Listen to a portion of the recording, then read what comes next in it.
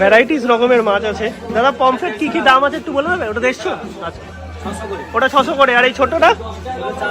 আর এই বড়টা 800 করে। আর ইলিশ আছে, ইলিশ কত করে?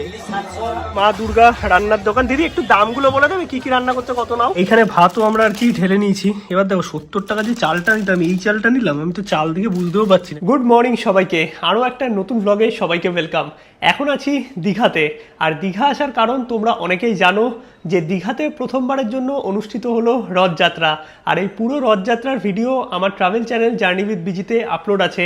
যেহেতু রথে এসছি তো ভাবলাম দীঘা থেকে একটা খাবার দাবারের কন্টেন্ট করেই ফেলি এবং তোমাদেরও দেখাই বর্তমানে কেমন কি দীঘার মার্কেটের অবস্থা আছে। তার কারণ দীঘায় সব কিছুর দাম বেড়ে গেছে, এটা স্বাভাবিক। মানে আমিও এসে সেটা ফিল করলাম। যেগুলো আগে ধরো 200-250 পাওয়া যেত, সেই মাছ ফাছের দাম হয়ে গেছে 400-500-600। মানে যেই গাড়ি ভাড়া আগে 20 টাকা 30 টাকা ছিল সেটা হয়ে গেছে 50 টাকা। হোটেলের প্রাইসও অনেকটাই বেড়েছে। বাট আমি যে হোটেলে আছি ওল্ড দীঘা থেকে মাত্র 2 মিনিট, মানে সমুদ্র থেকে মাত্র 2 মিনিট, নেহরু মার্কেটের একদম পাশের গলি দিয়েই হোটেল আনন্দম। চাইলে তোমরা এখানে থাকতে পারো। এখানে মোটামুটি নন এসি রুম ওই 1200-1250, আর এসি রুম 1800। এবার 3-4 মিলে থাকলে মোটামুটি 200 টাকা করে পার হেড এক্সট্রা পড়ে। আর বড় রুমগুলো এনারা মোটামুটি 2500-2600 টাকায় সেল করে এসি রুম। এবার সিজন অফ সিজন বা উইকডেজ উইকেন্ডে কিন্তু চেঞ্জ হতে থাকে। হ্যাঁ, অবভিয়াসলি আগে এখানে রুম পাওয়া যেত 700-800 টাকা, 1000 টাকা। এখন আর সেই ব্যাপারটা নেই আমি যেটুকু বুঝলাম। বাট তাতে তো আর কিছু করা যাবে না, যা হওয়ার হয়েই গেছে। চলো এখন যাব একটু উদয়পুর বিচে, সেখান থেকে ঘুরে এসে দেন আমরা মাছ বাজার করব এবং দীঘায় একদিনের আমার এক্সপিরিয়েন্স তোমাদের সাথে শেয়ার করব। আর জার্নি উইথ বিজিতে কিন্তু অলরেডি ব্লগ আপলোড হয়ে গেছে, যেটা রথযাত্রা দীঘার। যারা দেখোনি চাইলে দেখে আসতে পারো। দীঘাতে এইবারের আমাদের হোটেল লজ আনন্দম ওল্ড দীঘাতে। আর এই গলিটা জাস্ট 1 মিনিট হেঁটে গেলেই হচ্ছে ওল্ড দীঘা সি বিচের সামনেটা, মানে যেখান থেকে অটোগুলো ছাড়ে। তো সেখান থেকে ঢুকে আসলেই তোমরা কিন্তু পেয়ে যাবে এই হোটেল আনন্দম। চলে এসেছি আমাদের হোটেলে। আর এই হচ্ছে 210 নম্বর রুম যেখানে আমরা থাকবো। ঢুকলাম, এইদিকে আছে ওয়াশরুম পরিষ্কার পরিচ্ছন্ন, শাওয়ার আছে। আর এই হচ্ছে রুমে কিন্তু বেশ বড় সড়ো একটা খাট আছে, 2 থেকে 3 থাকতে পারবে। এইদিকে আছে মিরার, এইদিকে একটা সোফা আছে, বসে খাওয়ার জায়গা সুন্দর, এসি চলছে, এইদিকে আছে ফ্যান, এইদিকে আছে টিভি। আর বড় সড়ো পরিষ্কার পরিচ্ছন্ন কিন্তু এই রুমটা। আর এই হোটেলে কিন্তু AC non AC family room সব কিছুই পেয়ে যাবে, সাথে কিচেনের ব্যবস্থাও আছে, নিচে রান্নাবান্না চলছে। মানে গ্রুপ বা বাস বুকিং আসলেও কিন্তু কোনো অসুবিধা নেই। আর এই যে রুম আছে, এই রুমে কিন্তু তোমরা যদি নন এসিতে থাকো তাহলে ভাড়া পড়বে 1250 টাকা, যদি এসিতে থাকো তাহলে ভাড়া পড়বে 1850 টাকা দুজনের জন্য। যদি একজন বেশি হয়, মানে একটা রুমে 3 জন অ্যালাউ করে, 3 জন হলে 200 টাকা করে পার হেড কিন্তু বেশি পড়বে। আর এটা পার ডের ভাড়া বললাম। এবার যদি তোমরা ফ্যামিলি রুম নাও সেক্ষেত্রে কিন্তু ওই 2250-2500, মানে এক একটা প্রাইসে এক এক সময় চলে। উইকেন্ড উইকডেজ আলাদা হতে পারে এবং সিজনেও কিন্তু ভাড়া ওপর নিচ হয়। উদয়পুর বিচ মার্কেট দেখতে পাচ্ছ, শপিং থেকে শুরু করে খাবার দাবার সমস্ত কিছুই পাওয়া যায়। আর উদয়পুর হচ্ছে আমাদের মিনি গোয়া, তাই এখানে ড্রিঙ্কও অ্যালাউ আছে, তোমরা চাইলে ড্রিঙ্কসও নিতে পারবে। আর তার সঙ্গে কিন্তু মাছ কাঁকড়া সমস্ত কিছুই পেয়ে যাবে। এই হচ্ছে পুরো উদয়পুর ভাইব, দেখো মানে দারুণ, গান বাজনা সবাই পার্টি মুডে পুরো। কালকে থেকে এসছি, এখনো সমুদ্রে পা ভেজায়নি। ফাইনালি আমরা যাচ্ছি সমুদ্রে। আমার চপ্পল তো পুরো আটকে যাচ্ছে বালিতে। আর এই হচ্ছে সমুদ্রের জল এখন বাড়ছে, তার কারণ জোয়ার আসছে। এখন দেখো পুরো জল এতটা অবধি চলে আসছে, এতক্ষণ কত কাছে ছিল। আর বাবারে কেমন লাগছে? দারুণ দারুণ, ঠান্ডা ঠান্ডা জল আছে। বাট আমার একটাই ওই অবজেকশন, দেখো এই ময়লাগুলো কি হয় বলো তো, এবার সমুদ্রের জলের সাথে পুরো একদম এই পাশে চলে যাবে, সমুদ্রের জলটা নোংরা হবে। আমি বলবো যারা আসো এখানে, সেটা দোকানদারই হও না কেন অথবা যারা ট্যুরিস্ট আছো, সবাই কিন্তু এগুলো একটু মেনটেন করো। এই দেখো বাস ভেসে সমুদ্রে চলে যাচ্ছে, এইগুলো কিন্তু খুব বাজে একটা জিনিস। আর এখানে বালি না, যখন এই যে জলটা যাচ্ছে সমুদ্রের দিকে, তখন কিন্তু নিচটা কেমন ফাঁকা হয়ে যায়, একটুখানি সাবধানে, তারপর পড়ে যেতে পারো। জল দেখো অনেক ঘোলা জল। এইরকমভাবে যদি সমুদ্র দূষণ করা হয় নোংরা ফেলে, তাহলে তো জল ঘোলা হবেই। এইগুলো একটু প্রশাসনের তরফ থেকেও নজর রাখা উচিত, যাতে এই ময়লা আবর্জনা সমস্ত কিছু নির্দিষ্ট জায়গাতে ফেলা হয়, তাহলে এগুলোই কিন্তু দূষণ করবে সমুদ্রকে। এখানে অনেক নির্বোধ প্রাণীরা আছে, দেখো এখানে তো প্লাস্টিকের গ্লাস থেকে শুরু করে কত কিছু ফেলা আছে। এরা কিন্তু না বুঝে কি যে খেয়ে নেবে, মানে এগুলো খুব বাজে। দেখো কি অবস্থা বিচের, এইগুলো নিয়ে আমার মনে হয় ঠিক করা উচিত। কারণ এরা তো কিছু বোঝে না, দেখো কী খাচ্ছে, পাতা থেকে কিছু নিয়ে খাচ্ছে। বাট এখানে অনেক প্লাস্টিক পড়ে আছে, এইগুলো যদি খেয়ে নেয়। বাট আমি জানি না এগুলো কী রুলস, এইরকম পুরো বিচ নোংরা কেন। কি বলবে? অথরিটি থেকে তো অ্যাটলিস্ট পরিষ্কার রাখা উচিত, বা এদেরকে বলা উচিত যাতে পরিষ্কার রাখা করা উচিত। বাকি ওভারঅল এক্সপিরিয়েন্স তো ভালোই। আমরা একটু দূরেই বসলাম, তার কারণ হচ্ছে জল এক্ষুনি বললো এখানে চলে আসবে, কারণ জোয়ার বাড়ছে যেহেতু। আর এখান থেকে দেখো একটা স্পিড বোট ছাড়ছে, এই যে এরকম স্পিড বোটেও তোমরা কিন্তু ঘুরতে পারবে। এটা নিউ দীঘা ওল্ড দীঘাতেও আছে আর উদয়পুর বিচেও আছে। ক্র্যাব ফ্রাই বা ক্র্যাব মশালা বলতে পারো, এর দাম 200 টাকা, কোয়ান্টিটি এতটা হয়েছে। আর এই হচ্ছে সমুদ্র, এখানে চলছে হাইপার ল্যাবস, আর তার সঙ্গে এত সুন্দর কাঁকড়া, মানে সত্যিকারের দারুণ। এই দেখো জল এসে পুরো পায়ে লাগছে, আর তার সঙ্গে এইরকম কাঁকড়া মশালা আমরা খাচ্ছি। এই ভাইব কিন্তু শুধু তোমরা উদয়পুর আসলেই পাবে, মানে বাংলার মিনি গোয়া এমনি এমনি বলে না, সাইডে গানও বাজছে, জাস্ট দারুণ। এবার একটু টেস্ট করে আমি দেখি, যদিও ক্র্যাব ধরে ধরে খেতে হবে সময় নিয়ে, বাট ফ্রাইটা খুব ভালো করেছে, একদম ঝাল ঝাল। আর যেহেতু সমুদ্রে হাওয়া দিচ্ছে না, খুব তাড়াতাড়ি ঠান্ডা হয়ে যাচ্ছে। এরকম বড় বড় ক্র্যাব নিয়েছি, 2 টাইপের আছে, বড় ক্র্যাবও আছে, ছোটো ক্র্যাবও আছে, বাট খুব ঝাল এখানে।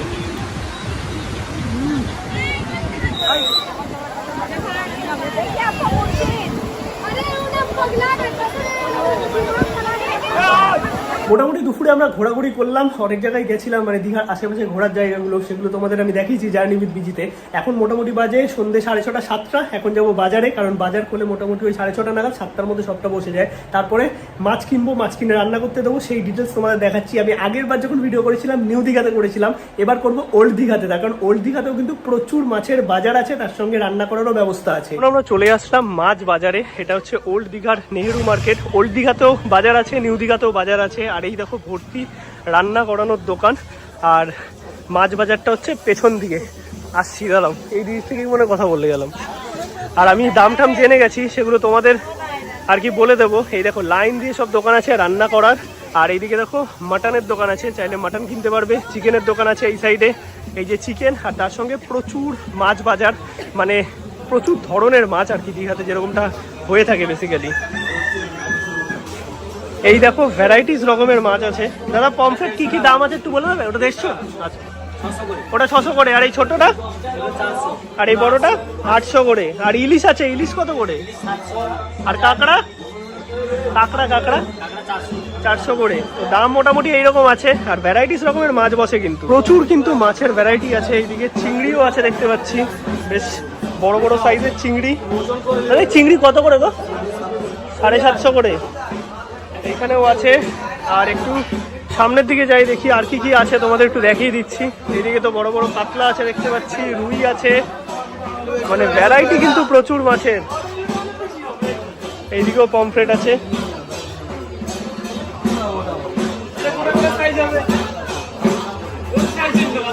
অক্টোপাস, এই অক্টোপাস কত করে গো দাদা? অক্টোপাস কত করে? 300 টাকা করে।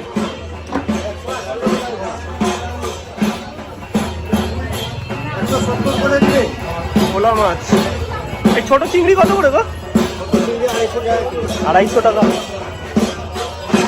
এই হচ্ছে মাছ বাজার গেল পুরো। আর তারপরে এইদিকে হচ্ছে সবজি বাজার, মানে এখানে কিন্তু মশলাপাতি যা আছে এনারাই দিয়ে দেয়।